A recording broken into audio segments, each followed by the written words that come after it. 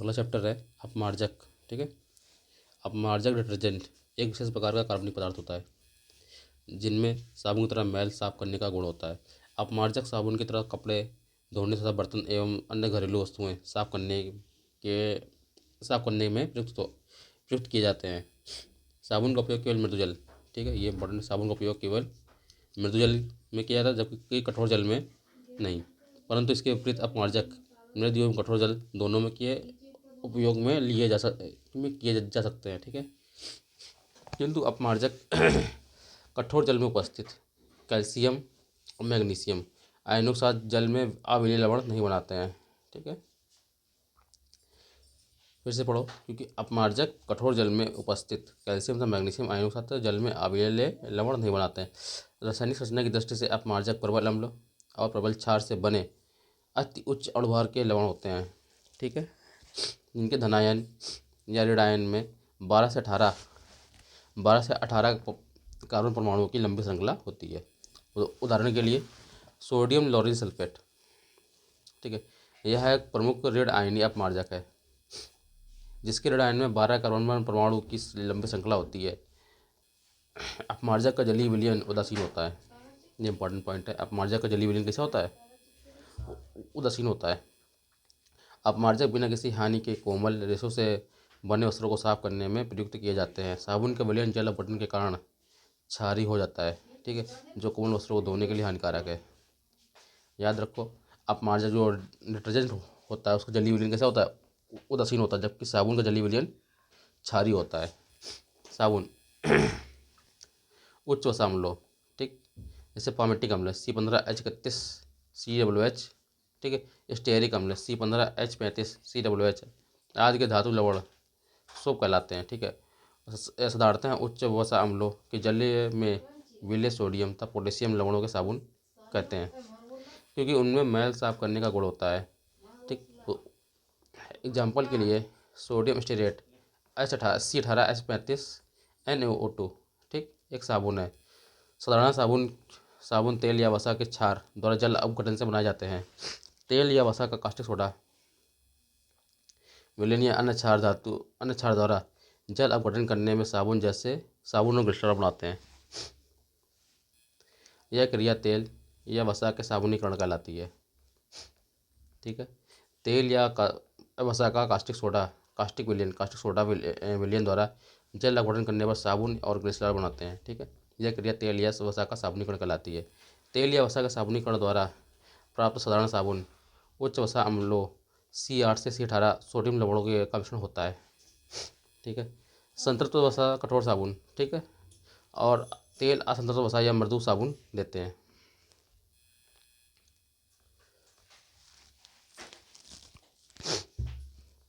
ठीक है, संतृप्त वसा जो होता है कठोर साबुन देते हैं, जबकि तेल जो है मृदु साबुन देते हैं। ठीक है, साबुन बनाने के लिए आवश्यक कच्चे पदार्थ वेजिटेबल ऑयल, वनस्पति तेल या वसा। साबुन बनाने में मूंगफली, महुए, अरंडी, नारियल आदि का तेल प्रयुक्त होता है। ठीक है, कास्टिक सोडा या कास्टिक पोटास, तेल या वसा का साबुनीकरण कास्टिक सोडा या कास्टिक पोटास विलयन द्वारा कराया जाता है। पूरक फिलर से बोलते हैं। ठीक है, साबुन में प्रायः कुछ ऐसे पदार्थ मिलाए जाते हैं जिनको मिलाने से साबुन का भार या आयतन बढ़ जाता है और साबुन जो सुगमता से ठोस के रूप में जम जाता है। इन पदार्थों को पूरक फिलर कहते हैं। ठीक है, सोडियम सिलिकेट, सोप स्टोन आदि साबुन बनाने में सोडियम सिलिकेट और सोप स्टोन आदि साबुन बनाने में पूरक के रूप में प्रयुक्त किए जाते हैं। कपड़ा धोने के साबुन में थोड़ा रेजिन, ठीक,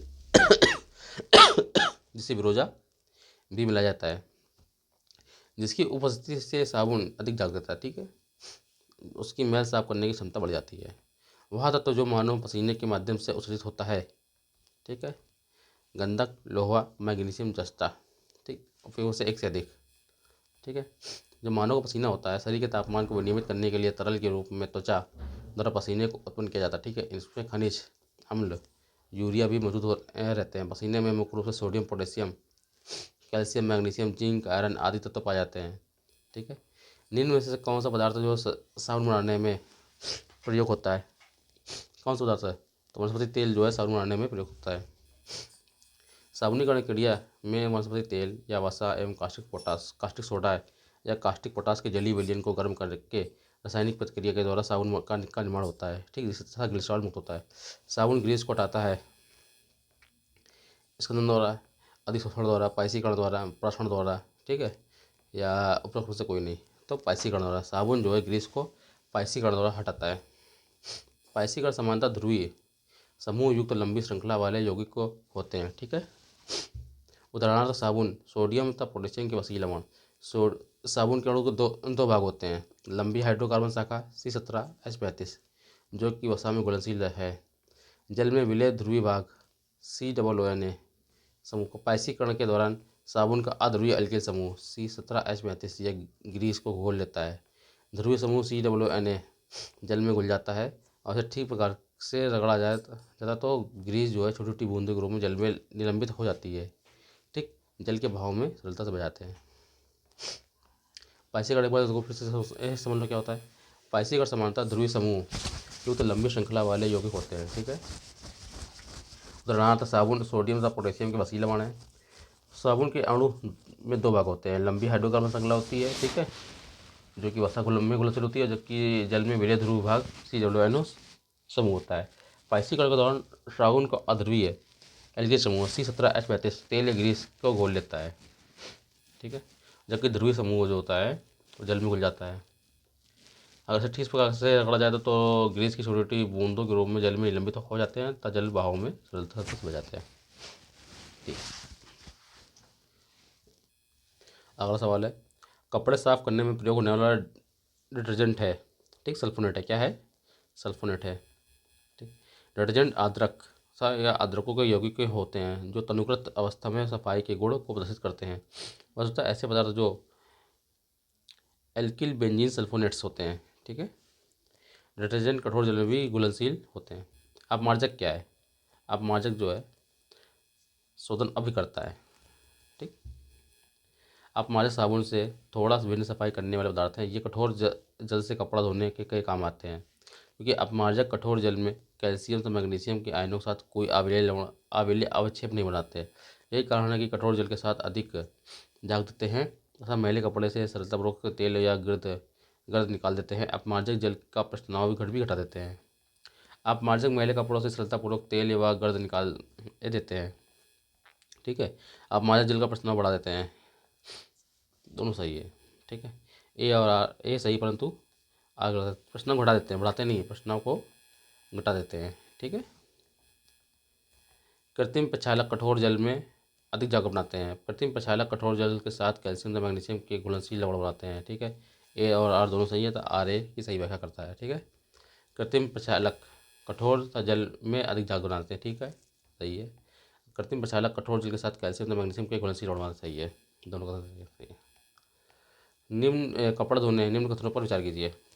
कपड़े धोने के चूर्ण में अपमार्जक में सोडियम सल्फेट, सोडियम सिलिकेट इसलिए मिश्रित किए जाते हैं कि चूर्ण शुष्क रहे, चूर्ण की क्षारीयता बनी रहे। C को दोनों सही है, ठीक है। कपड़े धोने के चूर्ण में अपमार्जक में सोडियम सल्फेट मिलाने से क्षारकता बढ़ जाती है। सोडियम सल्फेट मिलाने से चूर्ण क्रिस्टली हो जाता है, वह शुष्क रहता है। अगला चैप्टर है उर्वरक, ठीक है। उर्वरक वे साधन हैं जिनका प्रयोग पौधों की आवश्यकताओं को पूर्ति के उद्देश्य से मिट्टी में किया जाता है, ठीक है। जो पौधे की आवश्यकताएं होती हैं उनकी पूर्ति के लिए उर्वरक का प्रयोग करते हैं, ठीक है। जैसे हम लोग खाना खाते हैं, खाने में प्रोटीन, फाइबर, कैल्शियम, सब हर चीज़ होती है, इसीलिए वो हमारे लिए क्या है, पौधों को भी आवश्यकता होती है। उर्वरक वे साधन है जिनका प्रयोग पौधों की आवश्यकताओं को पूर्ति के उद्देश्य से मिट्टी में किया जाता है, ठीक है। उनको मिट्टी से सही सारे पोषक तत्व तो नहीं मिल पाते, इसलिए उर्वरक का प्रयोग करते हैं। उर्वरक का सीधा अर्थ है उर्वरता प्रदान करने वाला, ठीक है। उर्वरक डालने से अनउर्वर मिट्टी, जो मिट्टी कम उपजाऊ होती है, वो भी क्या उर्वर हो जाती है, उपजाऊ हो जाती है। इन्हें अकार्बनिक पदार्थ खाद कहा जाता है, ठीक। खाद शब्द का उर्वरक का खाद शब्द उर्वरक का ही पर्याय है, किंतु पारंपरिक रूप से इसका प्रयोग गोबर या खरपतवार जैसे कार्बनिक पदार्थों से काले कलुटे पदार्थों के लिए होता आया है, जिसे कंपोस्ट भी कहते हैं, ठीक है। ये खाद्य कार्बनिक खाद्य होती है, जैसे NPK, ठीक, नाइट्रोजन पोटेशियम और नाइट्रोजन फास्फोरस और पोटेशियम खनिजों की मात्रा कम रहती है, ठीक है। जबकि उर्वरकों में ये शांत रूप में रहते हैं, जो अपने कार्बनिक खाद्य होती हैं, ठीक है। उनमें नाइट्रोजन, फास्फोरस और पोटेशियम की मात्रा कम होती है, लेकिन जबकि उर्वरकों में इनकी मात्रा क्या होती है, ज़्यादा होती है। इन खादों की प्रचुर मात्रा में मिट्टी डालने पर डालनी पड़ती है, ठीक है। इन खादों की प्रचुर मात्रा मिट्टी में डालनी पड़ती है और इनको बनाया जाना गोबर वनस्पतिक पदार्थ पर निर्भर करता है। किंतु उर्वरक को कृत्रिम रूप से कारखाने में तैयार किया जाता है, विभिन्न तत्वों की सांद्रता इच्छानुसार रखी जाती है, ठीक है। जो खाद होती है, ठीक, इनकी प्रचुर मात्रा मिट्टी में डालनी पड़ती है और इनका बनाया जाना गोबर और वनस्पतिक पदार्थों पर निर्भर करता है। किंतु उर्वरक की कृत्रिम रूप से कारखानों में तैयार किया जाता है, ठीक है। जो अपना उर्वरक होता है वो उसको कृत्रिम रूप से कारखानों में तैयार करते हैं, ठीक है। और विभिन्न तत्वों की सांद्रता अपनी इच्छा अनुसार रखते हैं। उर्वरक को लगातार प्रयोग से मिट्टी की भौतिक दशा खराब हो सकती है, ये बात सही है। मिट्टी के सूक्ष्म जीवाणु घट सकते हैं। असूक्ष्म मात्रिक तत्वों तथा कार्बनिक पदार्थों की कमी हो सकती है।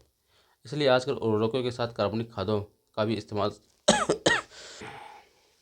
ठीक कार्बनिक खादों का भी इस्तेमाल संतुलित किया जाता है। अब तो उर्वरक के विकल्प के रूप में जैव उर्वरक भी तैयार किए जा रहे हैं, ठीक। खाद के स्थान पर वर्मी कंपोस्ट, केंचुए द्वारा निर्मित खाद का भी इस्तेमाल की जा सकती है। कुछ एक दलहनी फसलों को उगाकर मिट्टी में नाइट्रोजन की कमी को पूरा किया जा सकता है। यह भूमि की उर्वरता के संरक्षण का प्राकृतिक का उपाय है, ठीक है। तो उर्वरक एवं खाद में अंतर। उर्वरक एक आक्रमणिक लवण है, ठीक है, जबकि खाद क्या है, खाद एक प्राकृतिक पदार्थ है जो गोबर, मानव अपशिष्ट एवं पौधों के अवशेष के विघटन से प्राप्त होता है। उर्वरक का उत्पादन फैक्ट्रियों में होता है, जबकि खाद खेतों में बनाई जा सकती है। उर्वरक से मिट्टी को ह्यूमस प्राप्त नहीं होता है, जबकि खाद से मिट्टी को ह्यूमस प्रचुर मात्रा में प्राप्त होता है।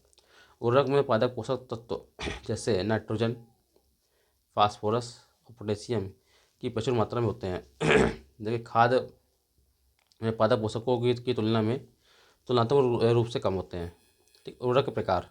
उर्वरक मुख्यतः 3 प्रकार के होते हैं: नाइट्रोजनी उर्वरक, फास्फेटी और पोटेशियम, ठीक है, पोटेशियम उर्वरक।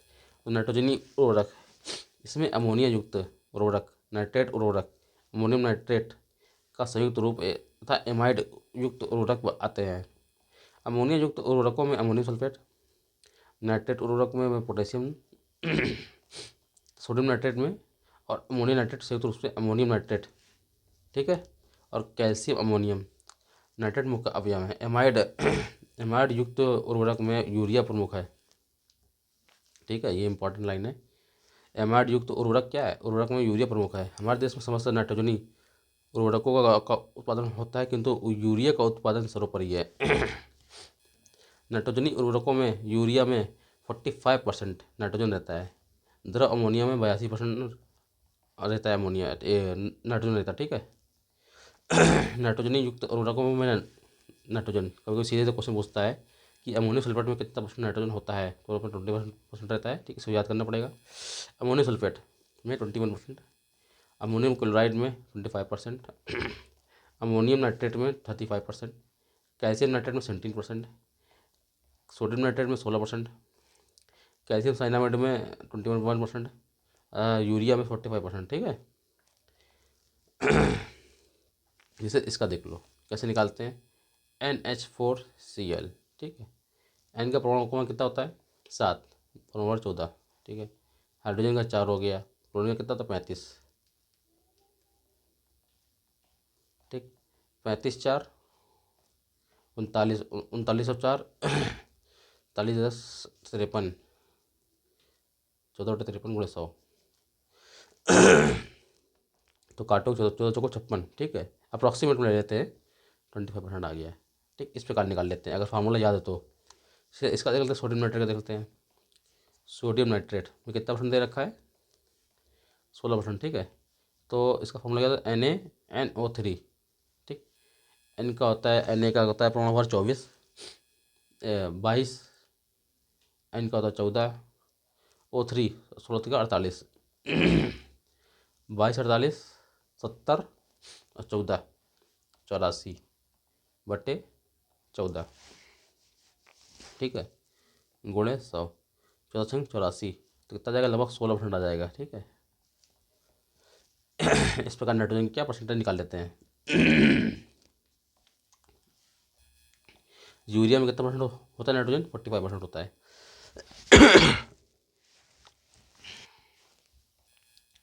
फास्फेटी उर्वरक, इससे मोनो फास्फेट, डाईफास्फेट, ट्राईफास्फेट तथा पॉलीफास्फेट मुख्य रूप है। इनमें से सिंगल सुपर डायमोनियम फास्फेटी मुख्य रूप से प्रयुक्त होते हैं। हड्डी का चूरा, चूड़ित रॉक फास्फेट तथा बेसिक स्लैग अन्य फास्फेट के स्रोत हैं। जब फास्फेटी उर्वरकों को मिट्टी में डाला जाता है तो उनका बहुत सा अंश अम्लीय बन जाता है। यदि कार्बनिक खाद के साथ मिलाकर फास्फेटी उर्वरक डाले जाए तो वे पौधे के लिए उपलब्ध बने रहते हैं। रॉक फास्फेट, बेसिक स्लैग ऐसे फास्फेटी पदार्थ हैं जिन्हें महीन चूड़ के रूप में मिट्टी में डालने से धीरे धीरे लाभ मिलता है। ठीक। फास्फेटी उर्वरक में प्रायः प्राप्त फास्फेट सुपर फास्फेट 16 से 47%, एमोफॉस 48%, बेसिक स्लैग 15 से 25%, हड्डी का चूरा 20 से 25, रॉक फास्फेट 25 से 30, calcium phosphate mono 50%, Meta phosphate 64%। Potassium उर्वरक, इसमें कैनेट तथा म्यूरेट ऑफ पोटास मुख्य है। ठीक है, पोटेशियम उर्वरक में कैनेट और म्यूरेट ऑफ पोटास मुख्य हैं। यह दोनों प्रकृति में पाए जाने वाले खनिज पदार्थ हैं। कैनेट में पोटेशियम क्लोराइड के साथ साथ मैग्नीशियम सल्फेट अशुद्धि के रूप में रहता है। ठीक है। म्यूरेट ऑफ पोटास, ठीक, muriate of potash potassium chloride का व्यापारिक नाम है। ठीक है, पोटेशियम क्लोराइड को म्यूरेट ऑफ पोटास भी कहा जाता है। पोटेशियम सल्फेट को म्यूरेट ऑफ पोटास से तैयार किया जाता है। ठीक है, पोटेशियम सल्फेट को म्यूरेट ऑफ पोटास से तैयार किया जाता है। वैसे तो मिट्टी में पोटेशियम की मात्रा अधिक होने पर पोटेशियम उर्वरक डाले जाने की आवश्यकता नहीं पड़ती है। ठीक है, किंतु इस उर्वरक को लगातार डालने से मिट्टी में पर्याप्त पोटेशियम स्थिरीकृत रूप में परिणत हो जाता है। पोटेशियम क्लोराइड में पोटास, ठीक है, 48 से 60%, पोटेशियम सल्फेट में 48 से 50%, कैनेट में 12 से 16%। ठीक है, पोटेशियम नाइट्रेट में 44%, लकड़ी की राख में 3 से 7% और तम्बाकू के डंठल में 4 से 9%। तो इसका पूछता है इंपॉर्टेंट, ठीक, तम्बाकू के डंठल वाला इंपॉर्टेंट है, में कितने परसेंट जो है पोटास पाया जाता है? तो 4 से 9% पाया जाता है। जैव उर्वरक, कतिपय सूक्ष्म जीवाणु मिट्टी में नाइट्रोजन के यौगिकीकरण करने की क्षमता रखते हैं। जैसा एजोटोबैक्टर, क्लास्ट्रीडियम, राइजोबिया। कुछ एल्गी शैवाल भी भूमि उर्वरता बढ़ाने वाले हैं। फलतः जीवाणु कल्चर प्रविधि द्वारा जैव उर्वरक तैयार किए जाते हैं। इनकी थोड़ी सी मात्रा किसी फसल के लिए आवश्यक नाइट्रोजन की मात्रा की पूर्ति हो जाती है। ठीक है, पौधों की फास्फोरस आवश्यकता की पूर्ति के लिए रासायनिक उर्वरक आवश्यक है। 1 मीट्रिक टन जैव खाद मुश्किल से 2 से 3 किलो फास्फोरस की आपूर्ति करती है। ठीक है, तो कथन और निष्कर्ष दोनों सही है, आरेख सही व्याख्या करता है। ठीक है, तो पौधों की फास्फोरस की आवश्यकता की पूर्ति के लिए रासायनिक उर्वरक आवश्यक है, सही है भाई, कथन सही है। 1 मीट्रिक टन जैव खाद मुश्किल से 2-3 किलो फास्फोरस की आपूर्ति करती, सही है। पौधों के नाइट्रोजन, फास्फोरस तथा पोटेशियम प्रमुख आवश्यक तत्वों के रूप में जाना जाता है, इसीलिए इनकी आवश्यक मात्रा को उर्वरक के रूप में दिया जाता है। 1 मीट्रिक टन जैव खाद में मात्रा में 1.5 से 3 किलो फास्फोरस प्राप्त होता है, अतः इसकी पूर्ति हेतु रासायनिक उर्वरक की आवश्यकता हो जाती है। गेहूं की खेती के लिए कौन सा उर्वरक का उपयोग करेंगे? तो नाइट्रोजन। ठीक है, इंपॉर्टेंट है, गेहूं की खेती के लिए नाइट्रोजन के उर्वरक का प्रयोग करेंगे। नाइट्रोजन पादपों के एक आवश्यक तत्व है। गेहूं की फसल के लिए नाइट्रोजन उर्वरक का एक परम आवश्यक उर्वरक है। गेहूं की उचित हरितमा तथा उचित विकास के लिए नाइट्रोजन अपरिहार्य है। तत्व जो उर्वरक में नहीं पाया जाता है वह है हाइड्रोजन। ठीक है, उर्वरक में नाइट्रोजन, फास्फोरस और पोटेशियम पाया जाता है। ठीक है, उर्वरक ऐसे रसायन होते हैं जो पेड़ पौधों की वृद्धि में सहायक होते हैं। उर्वरक में मुख्यतः उपस्थित होते हैं स्थूल पोषक तत्व, ये बहुत इंपॉर्टेंट है भाई। ठीक है, स्थूल पोषक तत्वों में क्या क्या आता है? नाइट्रोजन आता है। ठीक, nitrogen, phosphorus, potassium, calcium, magnesium और सल्फर। ठीक है, सूक्ष्म पोषक तत्वों में boron, chlorine, copper, iron, manganese, molybdenum और जस्ता। ठीक है, स्थूल में 6 ठीक है। कौन कौन से? Nitrogen, phosphorus, potassium, calcium, magnesium, sulphur. एक बार फिर याद करो, स्टील पोषक तत्व में nitrogen, phosphorus, potassium, calcium, magnesium और सल्फर। सूक्ष्म पोषक तत्वों में boron, chlorine, copper, iron, manganese, molybdenum और जस्ता।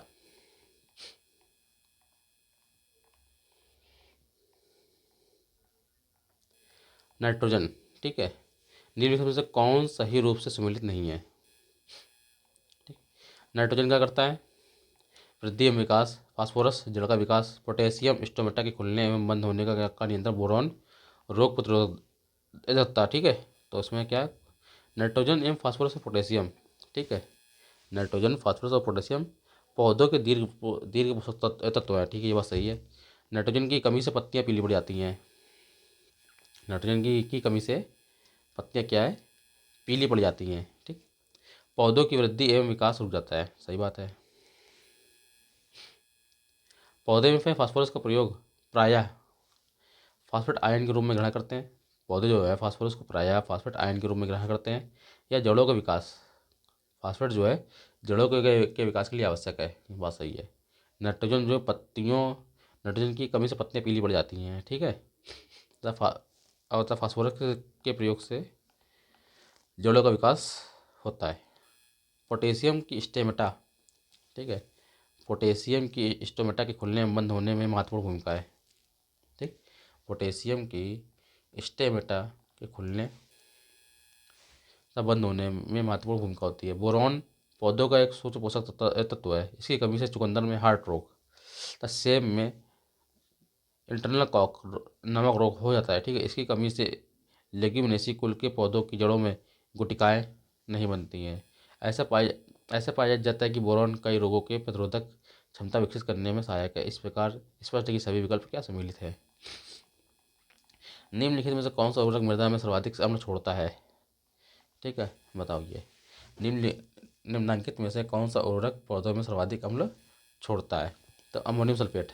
ठीक है, अमोनियम सल्फेट जो है पौधे में सर्वाधिक अम्ल मृदा में सर्वाधिक अम्ल छोड़ता है। ठीक है, मृदा में अम्लता की माप के पीएच मूल्य के द्वारा की जाती है। पीएच मूल्य जितना कम होगा मृदा उतनी अम्लीय होगी। ठीक है, पीएच मूल्य जितना कम होगा मृदा उतनी अम्लीय होगी। प्रश्नगत विकल्पों में दिए गए उर्वरकों में अमोनियम सल्फेट NH4 का होल ट्वाइस SO4 उर्वरक में सर्वाधिक अम्ल छोड़ता है। यूरिया है एक नाइट्रोजन युक्त कार्बनिक यौगिक, एक नाइट्रोजन युक्त अकार्बनिक यौगिक, एक पादप हार्मोन, एक ऊर्जा शोषी पदार्थ। एक नाइट्रोजन युक्त कार्बनिक यौगिक है। ठीक है, यूरिया जो है एक नाइट्रोजन युक्त कार्बनिक यौगिक है। यूरिया कार्बनिक यौगिक है जिसका रासायनिक सूत्र CONH2 का होल ट्वाइस होता है। यह इसको ऐसे लिखते हैं NH2 CONH2।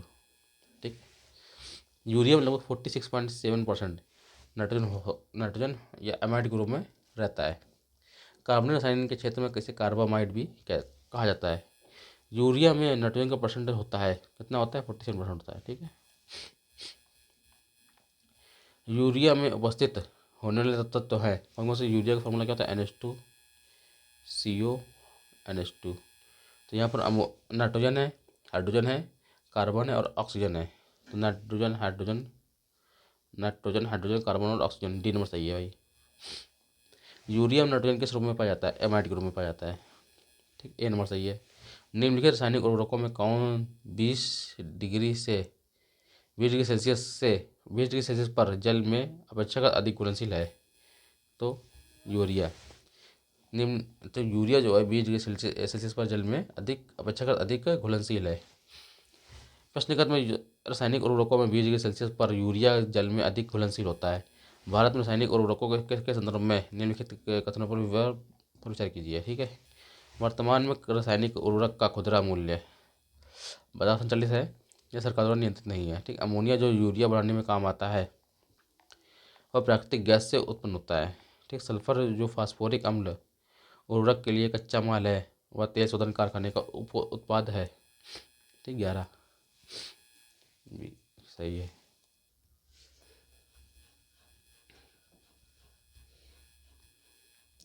भारत में रासायनिक उर्वरक में सर्वाधिक यूरिया का प्रयोग होता है। ठीक है, तो रासायनिक उर्वरकों का खुदरा मूल्य सरकार द्वारा नियंत्रित है। अमोनिया जो जो यूरिया सहित विभिन्न नाइट्रोजनी उर्वरकों के निर्माण में काम आता है, वह प्राकृतिक गैस से उससे उत्पन्न होता है। ठीक है। औद्योगिक उद्देश्य हेतु अमोनिया का उत्पादन हैबर विधि द्वारा किया जाता है। इस विधि के तहत वायु से नाइट्रोजन एवं प्राकृतिक गैस मीथेन में उत्पन्न हाइड्रोजन की अभिक्रिया द्वारा अमोनिया का उत्पादन होता है। सल्फर जो फास्फोरिक अम्ल के उर्वरक के लिए कच्चा माल व तेल शोधन के कारखानों में उप उत्पाद है। 1 किलोग्राम नाइट्रोजन की आपूर्ति हेतु कितनी यूरिया की मात्रा की आवश्यकता होगी? ठीक है, तो 446 ग्राम नाइट्रोजन की उपस्थिति में मालूम है कि जैसा यूरिया में लगभग 46% क्या होता है, नाइट्रोजन होता है। तो 460 ग्राम नाइट्रोजन की उपस्थिति में 1000 ग्राम यूरिया 1000 ग्राम यूरिया क्या होता है? ठीक, 1 ग्राम नाइट्रोजन के लिए कितना हो जाएगा? 1000 ग्राम यूरिया। ठीक है, 1000 ग्राम नाइट्रोजन की उपस्थिति में सॉल्व करेंगे इसको तो कितना जाएगा? 2.2 किलोग्राम यूरिया लगभग। ठीक है, कृषि में नाइट्रोजन उर्वरक की अत्यधिक अनुपयुक्त उपयोग का क्या प्रभाव हो सकता है? ठीक है, नाइट्रोजन यौगिकों पर सूक्ष्म जीव नाइट्रोजन फिक्सिंग माइक्रो ऑर्गेनिज्म का मिट्टी में प्रचुर उत्पादन या प्रोलिफरेशन हो सकता है। ठीक है, मिट्टी की अम्लता में बढ़ोतरी हो सकती है। भौम जल में नाइट्रेट का निक्षालन हो सकता है। तो सी नंबर 2, 3 सही है। मिट्टी की अम्लता में बढ़ोतरी हो सकती है। ठीक है, या ग्राउंड वाटर में नाइट्रेट की निक्षालन हो सकता है।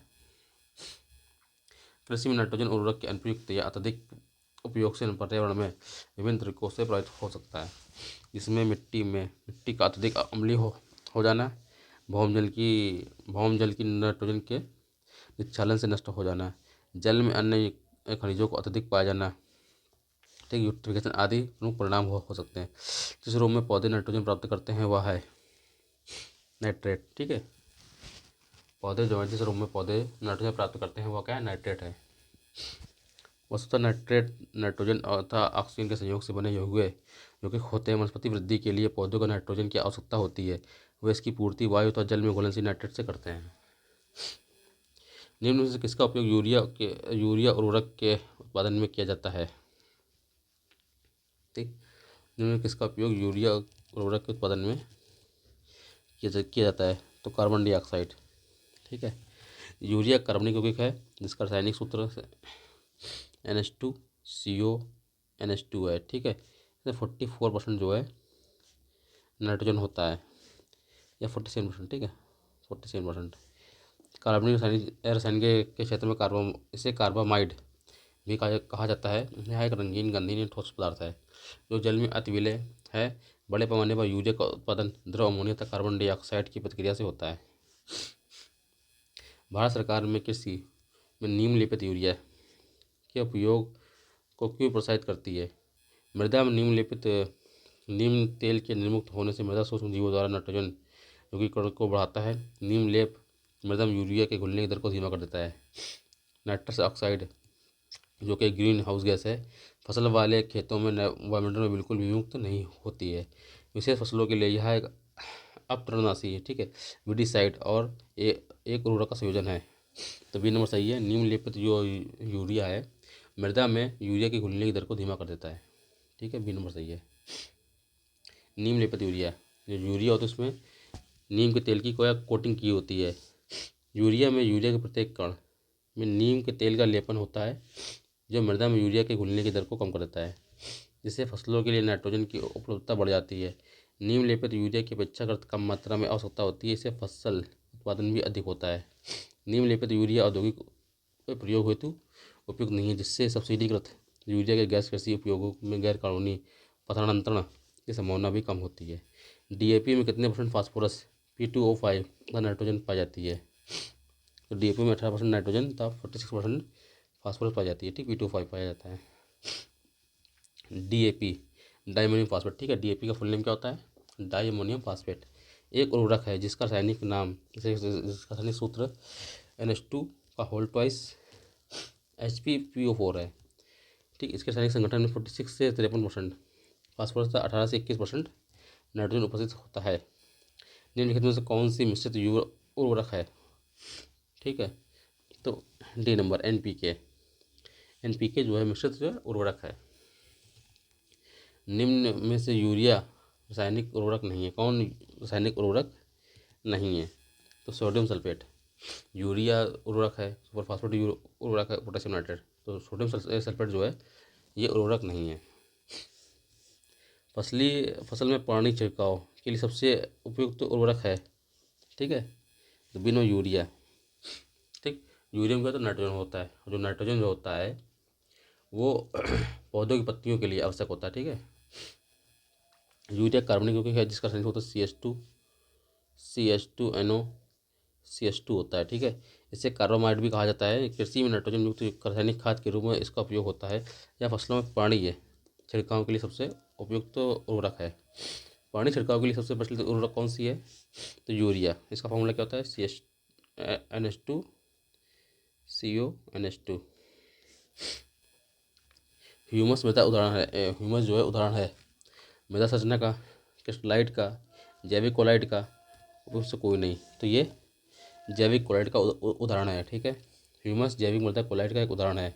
हरी खाद के लिए सबसे उपयुक्त फसल है, तो हरी खाद की सबसे उपयुक्त फसल कौन सी है? सनई। कृषि में हरी अविघटित सामग्री का उपयोग जब खाद के रूप में किया जाता है तो इसे हरी खाद कहते हैं। मृदा का लगातार दोहन से उसमें उपस्थित पौधों की वृद्धि के लिए आवश्यक तत्व नष्ट हो जाते हैं। इनकी क्षतिपूर्ति हेतु मिट्टी की उपजाऊ शक्ति बनाए रखने के लिए हरी खाद एक उत्तम विकल्प है। हरी खाद के लिए सबसे कोई फसल सनई, ठीक है। ढैंचा, ग्वार, लोबिया, मूंग, उड़द और जंगली नील है। नीलहरी सवाल, निम्नलिखित में से कौन सा सम्मिलित नहीं है? ठीक है। नीलहरी सवाल धान, राइजोबियम लेग्यूमिनेसीरम, मटर, एजोला, गेहूँ, ओजोला, मक्का। तो मक्का जो है वो अजोला मक्का से सम्मिलित नहीं है, ठीक है। अजोला, एनाबीना, नॉन स्टॉक, नीलहरी सवाल आदि धान फसल में नाइट्रोजन स्थिरीकरण को बढ़ावा देते हैं, ठीक है। नाइट्रोजन के स्थिरीकरण को बढ़ावा देते हैं। ये जैव उर्वरक की तरह कार्य करते हैं। राइजोबियम राइजोबियम लेग्यूमिनेसीरम मटर की फसल में, जबकि एजोटोबैक्टर गेहूं की फसल में नाइट्रोजन स्थिरीकरण कारक है। सामान्यतः एजोला मक्का की फसल के लिए की फसल में नाइट्रोजन स्थिरीकरण का कारक के रूप में प्रयोग नहीं होता है।